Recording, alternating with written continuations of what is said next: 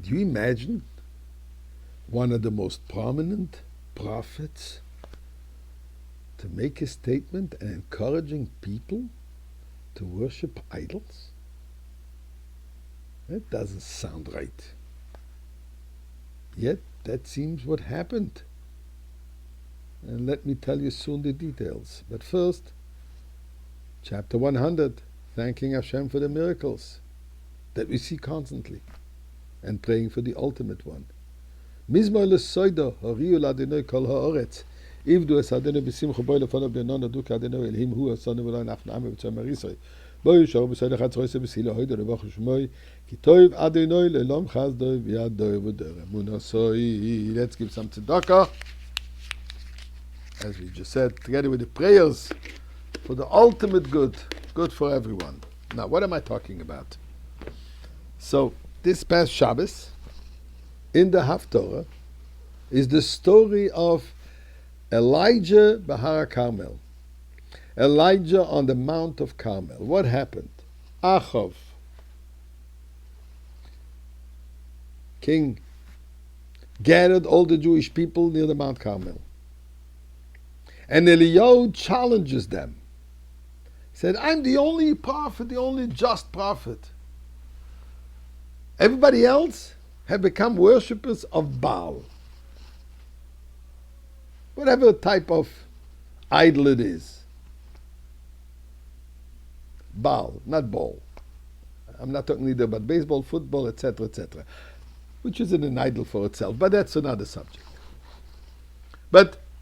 And he says the following: fellows, Jews, make up your mind.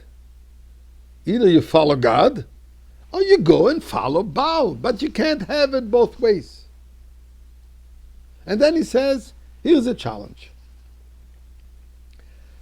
You have 450 Baal prophets, let them all choose one big bull. Put it on top of wood. I'm going to take a bull, put it on top of wood.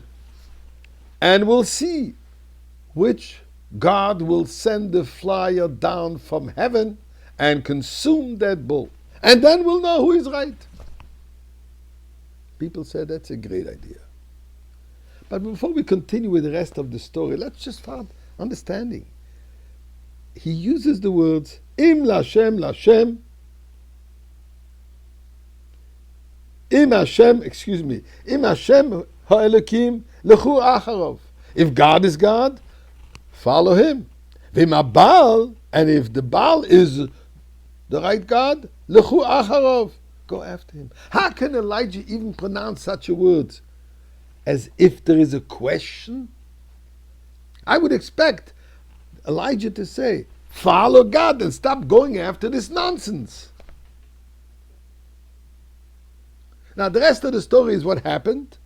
Those 450 quote-unquote prophets started praying and dancing and jumping up and down and doing all kinds of gymnastics, etc. As they say in Yiddish, hat geholfen wie a Teutenbankes. Nothing happened. No flame came down from heaven. Finally, as the day was getting over and they were getting exhausted from all their gymnastics and whatever. So finally, Eliyahu says, no, maybe I can try now. We've tried the whole day. So then Eliyahu says, take 4 jugs of water, pour a lot of water on it, so nobody should suspect that I hid a little match underneath. And then Eliyahu turns around to God, then I paraphrase, says, God, please don't let me down. Bring down the flame. Prove your point. And the flame came down. On that moment, the entire Jewish people who were standing there started pronouncing, Hashem hu Elokim, just like we do on Yom Kippur. Hashem hu Elokim, God is our God. Rejecting fully the nonsense of belief in Baal. So that's the end of the story. But going back, why would Eliyahu Hanavi even present it in such a way that there is a choice? I would expect him to say, guys, don't be foolish. Don't believe in any of this nonsense. There's only God, and that's it. You want to prove? Look, I'm going to bring you down the fire from heaven. Why even giving a choice? So the answer is, as the Rebbe explains, Eliyahu Hanavi didn't give a choice. He knows that a Jew will never choose, God forbid, idol worshipping. Famous story with this Jewish reporter Pearl, who unfortunately was beheaded by those murderers. The last words that he said, I was born a Jew, I'll die a Jew. The problem is when there is confusion, when there is lack of clarity. People sometimes think, I believe in God, but they also have a little idol on the side. A bank account maybe, a platinum card, a soccer player, a football player, a hockey player, whatever, a singer, an actor, little idols. Says Eliyahu Navi, you need clarity. You can't have both. You can't have it two ways. You can't have the cake and eat it. It is God or something else. It is nothing, only God. When it's put in such a clear, concise manner, then the Jews know the truth. And that's the moment before Mashiach. Clarity. Isbaru v'slab nadvarim. Things are clarified. Today we know what's right and what's wrong. So Eibishter, time for the Gula, time for the Beis HaMikdash.